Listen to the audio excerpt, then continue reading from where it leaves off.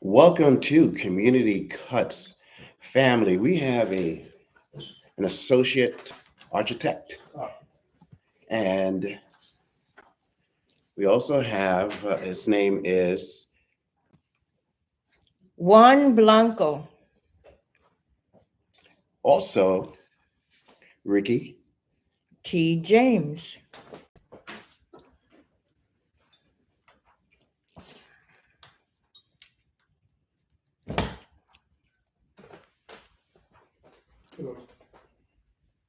Introduction? Yes, this is a very interesting topic of discussion. It has many layers in it that are fantastic for communities to see a mirror of their history in them. And I have a series of questions for Mr. James. Introduction only. Okay. My name is Mr. Rickie T. James. I'm the author of this book. It is a bestseller in the New York Book Review. It is given 5 stars. It is a sale on BarnesandNoble.com for the use of history of this area in Brooklyn, Clinton Hills.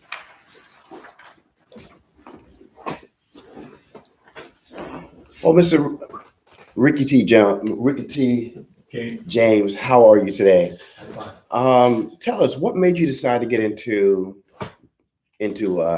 historical architectural associate?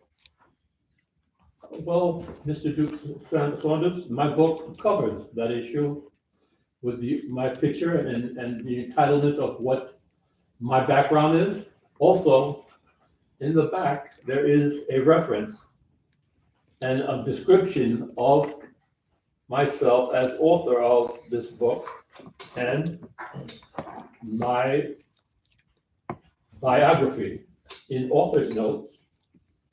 Excellent. Full length of reading. Excellent. And we're talking about Clinton Hill, correct? Yes. Okay. And Clinton Hill is a place that you reside. At this current time, I do live on Clinton Hills. Okay. Clinton Hills.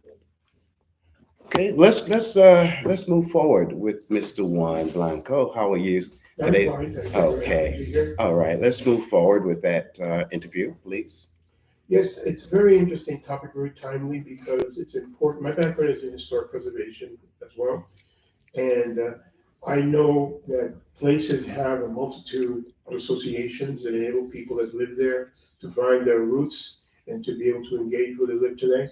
And Clinton Hill is very interesting in that regard because they're traces of all the people that have passed through here. There are the Lenape, who are the Native American people that are people that are of New York. There are the Dutch. There's a colonial period. There's the farming period before it became an exclusive mansion area. And my questions to Mr. James all pertain to how his work looks at that and enables people to pick it up and build on it. So, what are the remains that you found of these various groups, Mr. James? Very good. The issue is Clinton Hill architects, the individuals that built in Clinton Hills and lived in the 1800s building these mansions. They discuss all the buildings concerning there now. The architects go as far as Mr. Montrose Morris. Mr. Montrose Morris.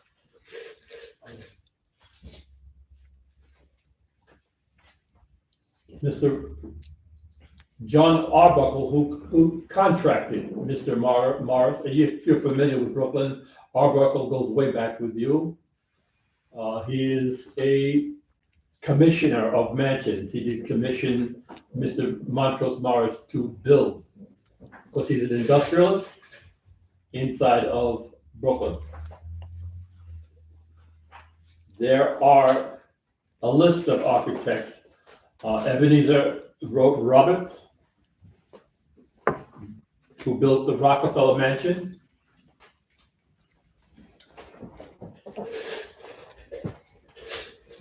Mr. Beard, the Beard Mansion.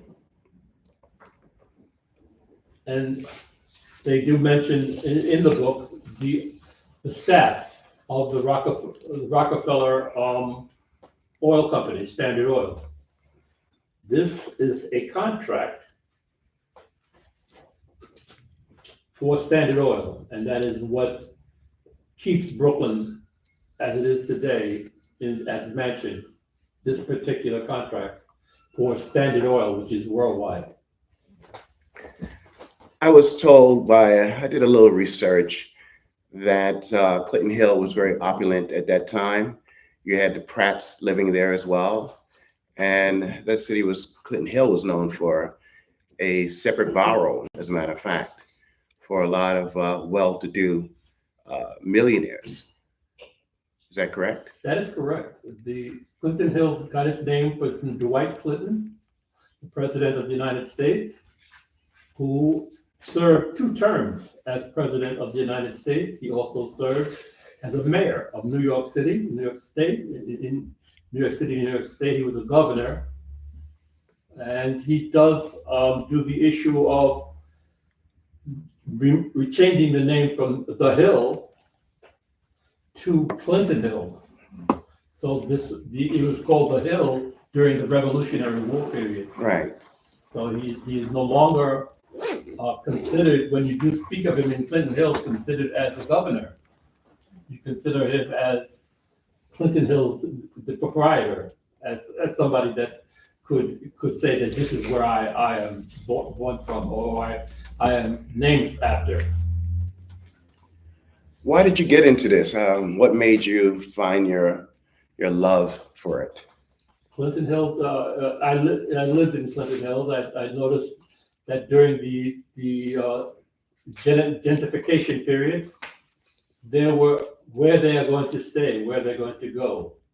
In 2017, when I started to consider writing the book, I did look for what was significant parts of Clinton Hills. There was the Jewish affluent part, the Black people in their part, in the condos, and also the Caucasians who came from Coney Island and Bensonhurst that lived alongside of the avenues in Clinton Hills.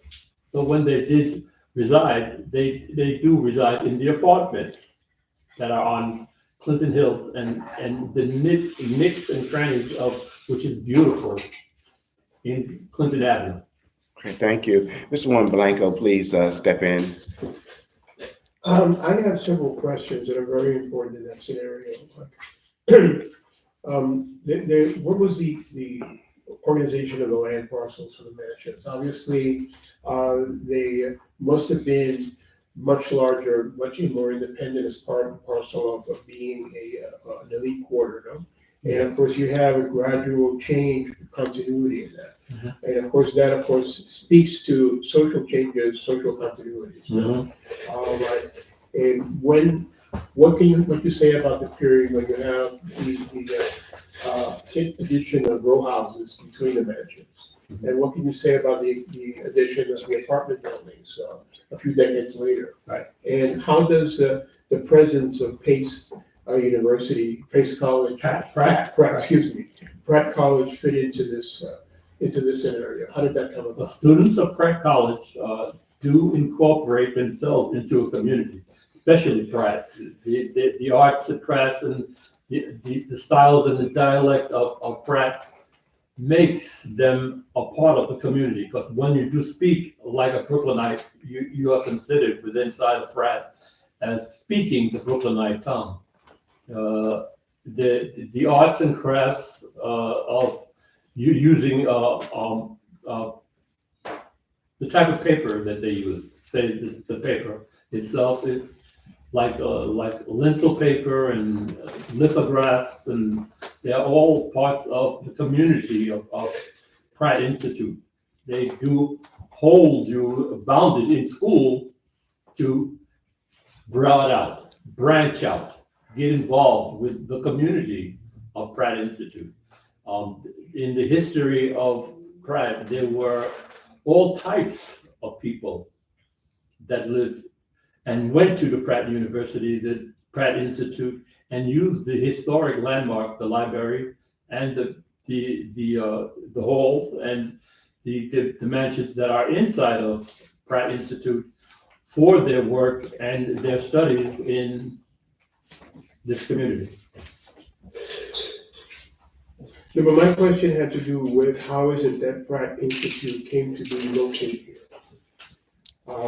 Was it a fortuitous thing, or was that, how did it associate with, when did it appear amid this elite sector? On the Hill, it would be the first place that you would go to in the Revolutionary War to look out for the people that are at war with. When you notice the land, it is a safe place, a safe place. You can look out over the bay and look out over the land that is approaching it behind you and notice what it is. So it is safe, and it has fertile ground, and you can make your landscape there with your mansion and do the proper thing and stay safe. And actually, what I was asking was about when did Pratt Institute choose this site, and how did that come about? In the 1800s, and it came about in the 18th. It is listed in the book. I don't have the exact date or the time period, but it is listed in the book as part of the history of Pratt. What is that history? Pratt Institute was the issue of Mr. Pratt. He is an oil baron. He did not shy away from the fact that Rockefeller was taking up all the land in Brooklyn. And he did incorporate the area, safe area, where it is residing at this time. The Pratt Institute was there, and he resided around Pratt Institute.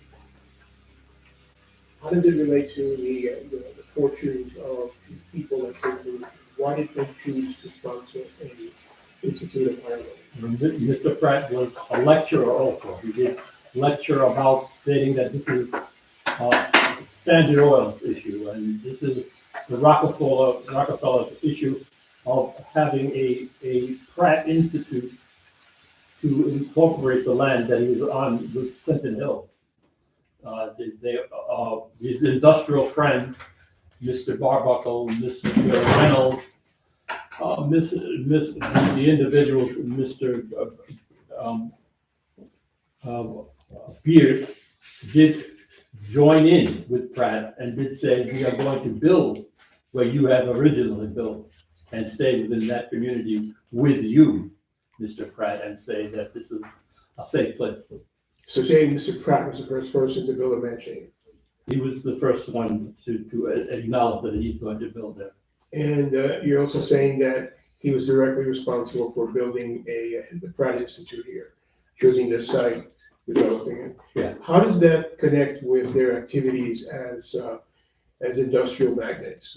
Was it something that they Like I said, they had the lectures, and they did speak on the fact of what was their industrial beliefs and what they incorporated into Standard Oil. They did take in some of the refineries inside of Brooklyn, the refineries of corn and all those and sugar.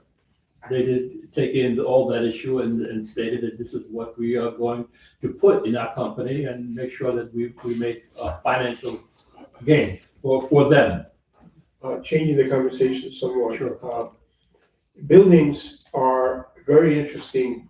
They're like books. They're books written with brick, books written with stone, books written by the ability of the architects and the craftsmen that build it. What is the origin of the materials used in the building of Clinton Hill buildings? Where do they come from? Are they from Brooklyn or? Yeah, most of them are from Brooklyn refineries and quarries inside of Red Hook, Bensonhurst. The Dutch moved from Europe and came to this country and started to build also with the refineries inside of Brooklyn to make this is a safe borough.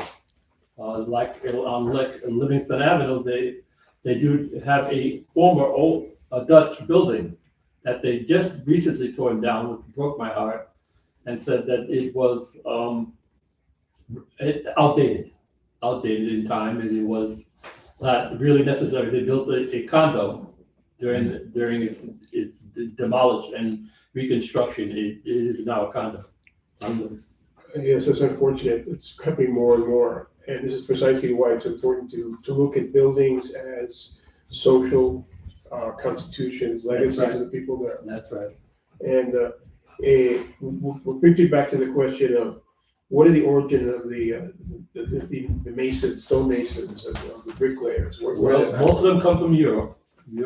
At that period, in that time, back in the 1700s, most of them came from Europe. They were either Dutch or Swedish, Scandinavian. They did come as masons to create a safe haven, a brick and mortar and steel issue of construction inside of Brooklyn. I see. And now, in your book, you have the facades of the buildings, but you don't discuss the internal layout of the mansions, which are very interesting.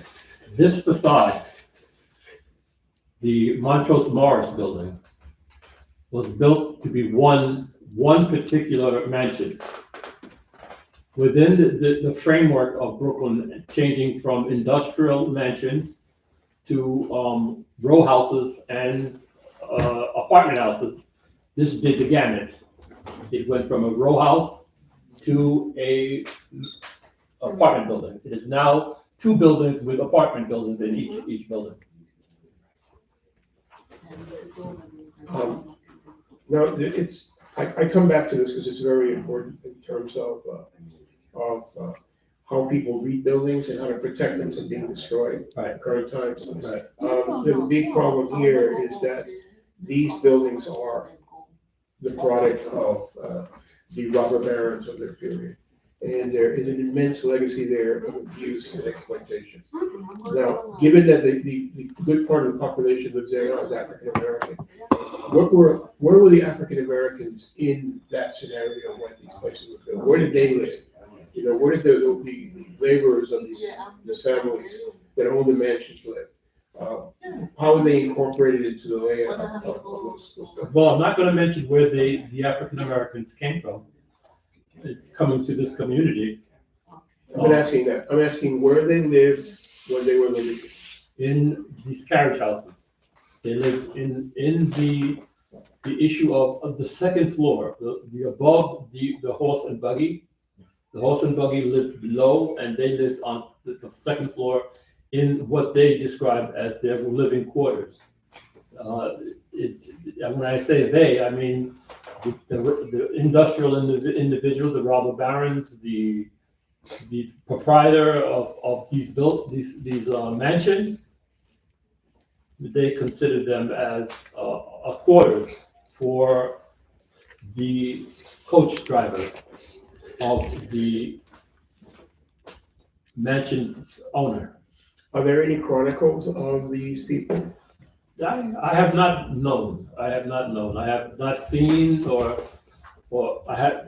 Well, again, I did not look so much to find these individuals as coach drivers of the mansion owner, but I do run across them every once in a while about the issue of how do they get around, and they did mention the coach drivers. Well, and another question is, this area is not just a mansion, it's also a very beautifully landscaped area. And how much of that was planned landscape? How much of that is a reminder of the landscape before it became a police reporter? What traces, if any, are from this period was a farming community? Yeah, that's what it mostly was. Are there any traces of that? What can we see? You can see that in the parks, Fort Wayne Park. You can see that also in the smaller parks in Brooklyn. They have smaller landscapes like greenery and how people take to the greenery. But again, like I said, most of it, because of people like Rockefeller, they took over the property and the land that they used to build on. So the farmland was taken over.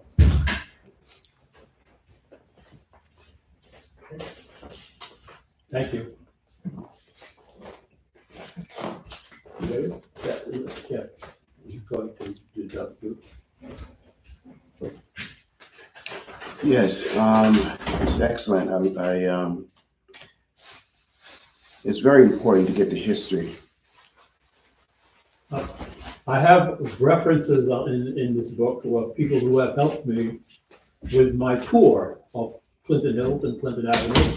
Right. These people are, their history and their integrating involvement with Brooklyn. They're from all walks of life, from young to old. They have done great work. They have moved to New Jersey and they have moved to other parts of Brooklyn. And they do not shy away from the fact that this book is of importance. And again, it is what is important about writing, that you have a sound background, a backing of people that was concerned about what it is that you're writing about. How much is the book, by the way? $25. That is my Excellent. median price. Again, and also I have within the book is pictures of everything that is talked about in the book, with reference to each building in that is spelled out in the book as far as what it looks like, what it actually looks like. The photographs were taken by myself and the professionals inside of Manhattan, and it is a good likeness of what is there. I also have inside the book, this is copyright. It cannot be upstaged or taken from the book as written material. It was considered a good piece of architectural preservation writing. And they did state that because it is copyright, it is not be able to be infringed. Excellent. Thank you. Thank you. I have a question. Yes, ma'am. I noticed that a lot of the buildings now being built in downtown Brooklyn Yeah. are pretty ugly. Yeah. And that one tall building, I call it like, the Dark Tower, like it was, you're watching some horror film and all of the monsters come out of this dark tower. But it just seems very imposing, very ugly. I don't understand why architecture is so minimalist and kind of not attractive. And I see in what you're creating in your book is a real legacy of beauty. Whatever you might think about the politics of the time, the buildings were built with a great deal of thought on how it would appear. Mhm. So I'm wondering if part of what you're doing is to preserve that beauty in architecture that came through ancient times, as opposed to the ugly stuff that I see in our current day. Yes, I'm anxious to answer that question.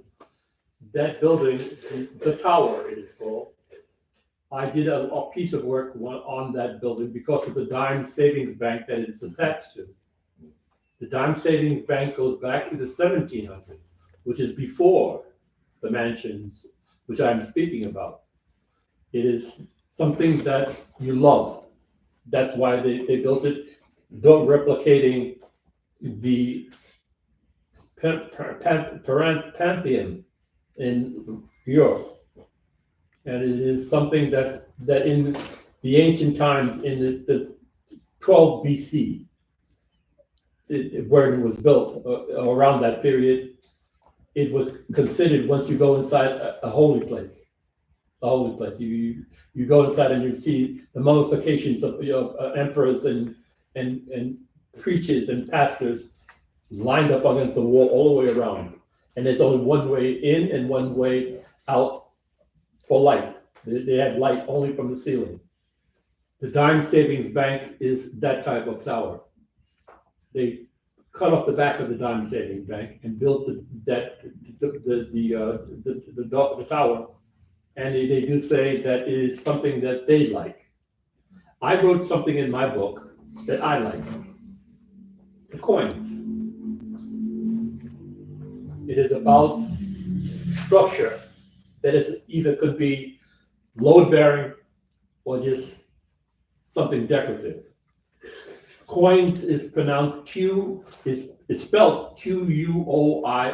It sounds just like Coins. The coins that I'm referring to in my book is a French word meaning corner, or what was the other word? A corner. And that corner, so on the side of a, I'm forgetting this. Oh, let me get it.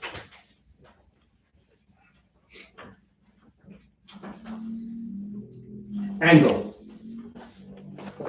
So the angle that they are speaking about, coins, are this structural piece of work that when you see it, you don't know if it's holding up something or if it's just there to be decoration of something that you just see and say, oh, well, that's nice.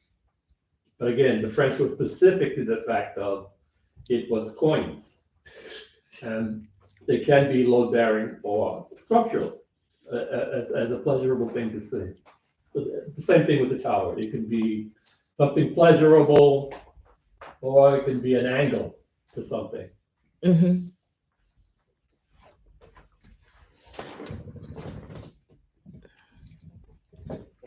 At this present day, that tower is up for sale.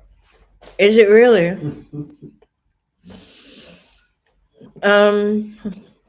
I was really interested in some of the questions that you were asking about the Black community during that time.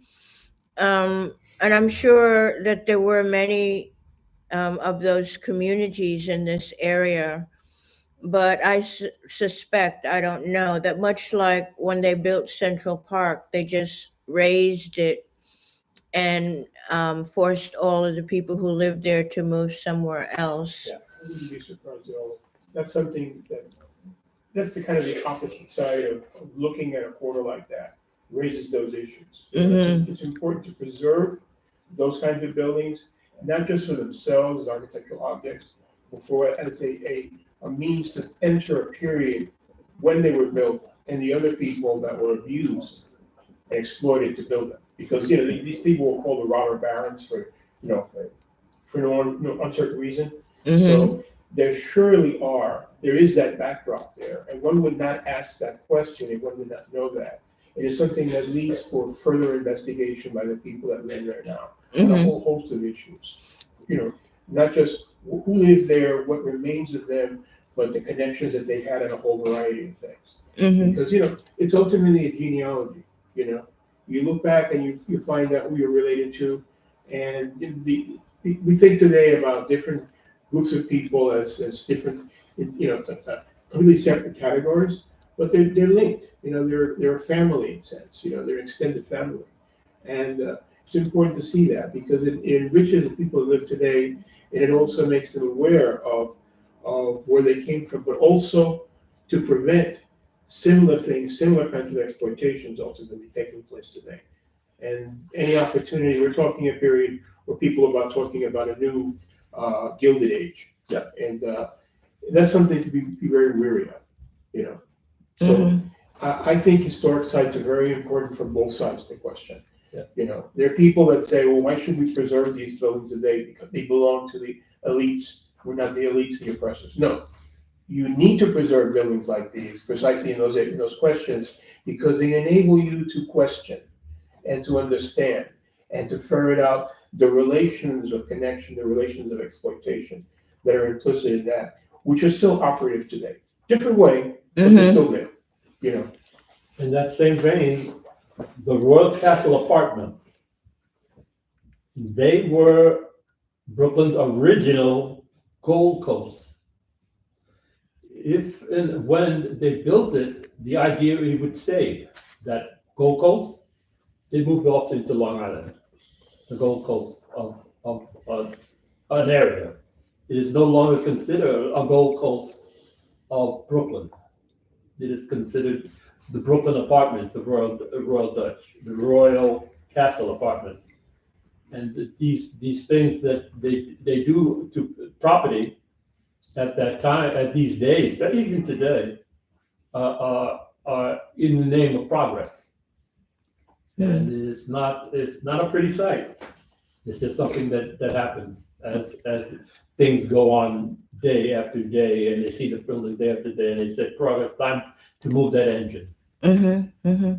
Interesting. Very interesting. And one of the things, I didn't grow up in Brooklyn. I actually grew up in the Bronx. And I remember there were areas of the Bronx that were very restricted. And then ultimately they became Black neighborhoods. Right. And so even though these buildings may have been built for the elite, ultimately it passes through different generations of people end up living there. And so I just think it's fascinating, the whole history of the architecture, like you were saying, is almost the same as being the history of the people. Absolutely. Absolutely.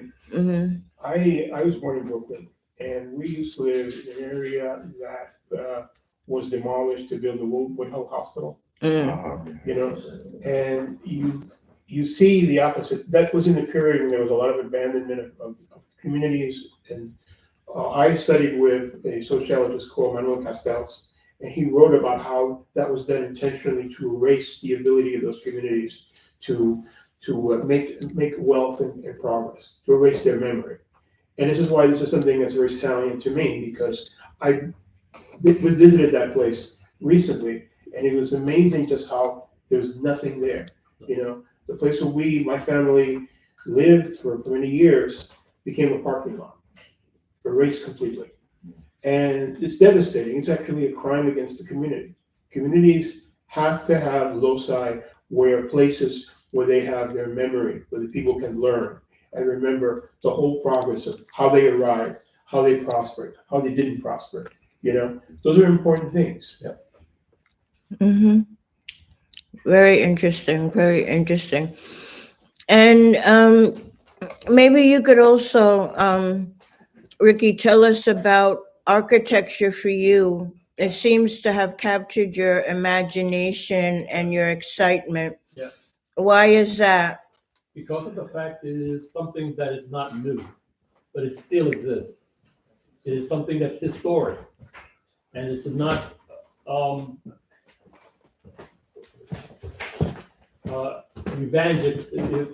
eventual change. Mm-hmm. It's history, and it does stay the same. You build to live in. The idea of architecture insurance was considered by a philosopher in Rome. If you build a building and the building collapses on somebody, you are the one that is at fault, and you must pay for that, the building collapsing on someone. Mm-hmm. So it is exciting. It is funny. It is amusing. If you go to Rome and see the issue of architecture there, you would be more to the point of, don't touch this, don't touch that. This is what has lasted throughout the years in Rome. It could last that way in your country also. I was invited to Denver to build something there in Denver. Once we finished building it, it was considered something valuable. We did do a solar solar construction concerning the sun, the light, and all the issues of living inside on Earth, and the architecture and the preservation of the time period in Denver was top notch. The building still stands today. I built it in 2016 before I considered writing this book. And we as a team, decided to go to Dubai, and we were not funded, so we could not go there. Mhm. Very interesting. So, do you think that we should be endeavoring to build the way these older buildings were made instead of always building up? Well, we have no room. We have no room. We have to build up. We have no room in New York. We have no room in Chicago. We have no room in Illinois. We have no room in Buffalo. We have no room to build these comfortable places in this country. So we have to start building up. There is apartment issues. You see how gentrification came to this country and started to consider where can we live. So they built up, and there's almost enough room, enough places considered as apartment houses for them to live. The Atlantic Yards down on Atlantic and Pacific Street is where they tried to begin there with the mayor Koch. He threw the first dirt out for the Atlantic Yards. It is not finished as of today yet. So it's something that is too political. If at all that you're going to consider building for someone, it shouldn't be political. It should be a set and dry contract where it is sold that it's going to be there.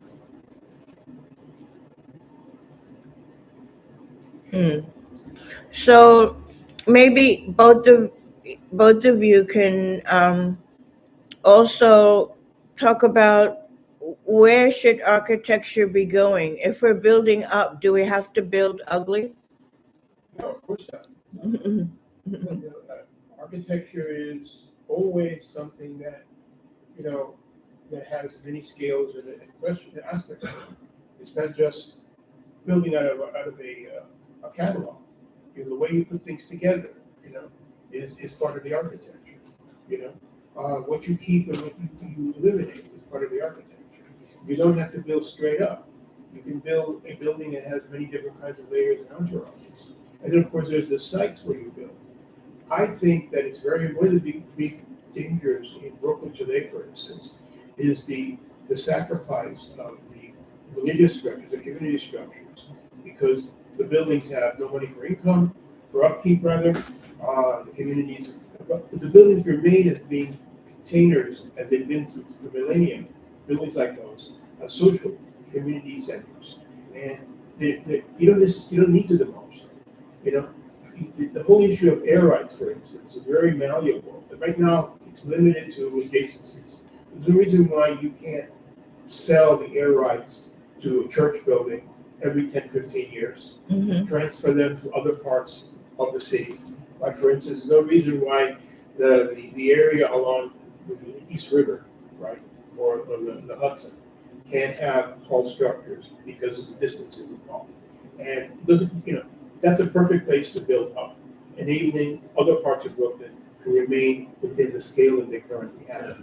We're not condemned to building, 20, 50-story buildings everywhere. There's a question of the modulation of it, the location of them. You could easily build a series of buildings along the edge of the river that would be high, and the scale, because you're seeing them from a distance, would not be overwhelming. But that needs to be controlled. It's a question of choice. It's not an inevitability. And there's a lot that can be done, and that's what architects do. They're the ones who think about the particular piece in the totality and how they configures a meaningful social community space. Mhm. As a student of architecture, but I did say that we were going to build and divide. We saw the structure that are moving, a building that moves, rotates, gyrates, goes all the way to the left and then all the way to the right. Those buildings are what we were considering when we went for the contract in Dubai.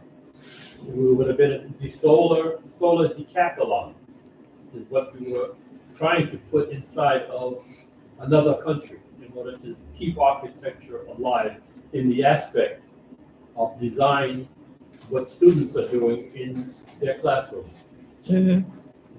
We are, as a people, believe in something beautiful. We actually want to see something beautiful. We don't want to see something that's going to shock us to death. To the Mhm. point of, why was that built? Why? I mean, to ask why, it could be asked in many different facets, but to ask them why it shocked me is something that should not be done. Mhm. Mhm. So, can you also speak about this historic architecture?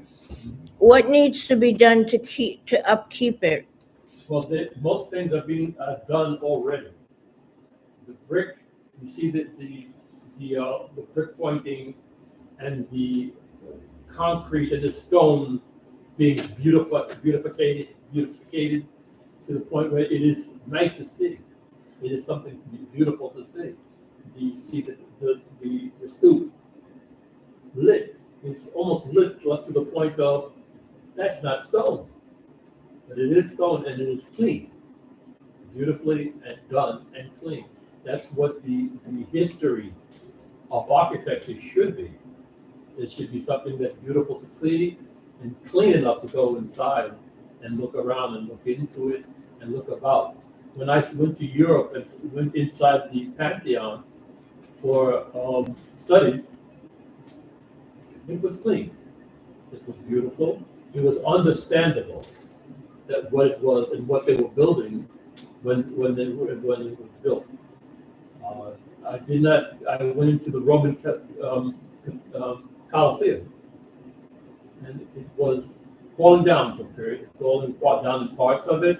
But the Pantheon is older than the Colosseum, and I couldn't see why they had that correlation.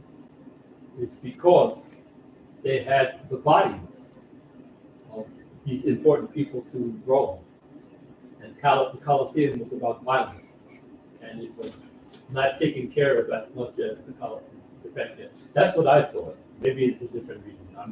I'm just elaborating on what I saw. Mhm. Mhm. Beautiful. And who do you hope to get your book in the hands of? Is it young people? Is it Well, students? Who do you I think think? the present time is in the hands of all people so far. There is nobody, and no walk of life that does not have a copy of my book. There have been students in schools inside of New York City and parts of Connecticut has copies inside their library of this book. Mm-hmm. It is online if you wish to see it.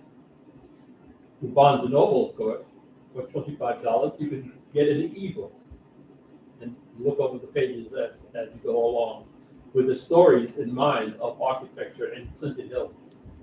So it is an elaborate thing. And when you do see architecture outside of this city, outside of this country, you can also elaborate what is written in the book. Mm-hmm. Okay. Well, we want to thank you. Community Cuts wants to thank you both for coming and explaining the architectural historic Clinton Hill. And it is awesome to have Rickie T. James in our Brooklyn. And I thank you so much for an author, Rickie T. James. I thank you so much. And Juan Blanco as well. I thank you so much. And Thank you for having me. yes, and you're a historian as well. I appreciate you both. Welcome to Community Cuts. We're at 732 Washington Avenue between Prospect Place and Park Place.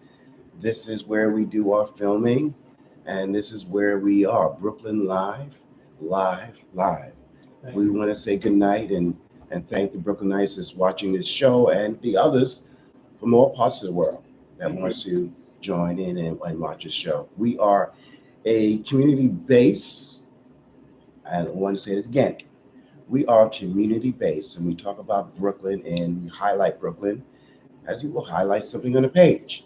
But we also step out of Brooklyn as well to talk about different issues that's in our world today. So we'll say thank you, and thank you both for coming on to our platform, Community Cuts. Thank Good night. you. Good night. Good night.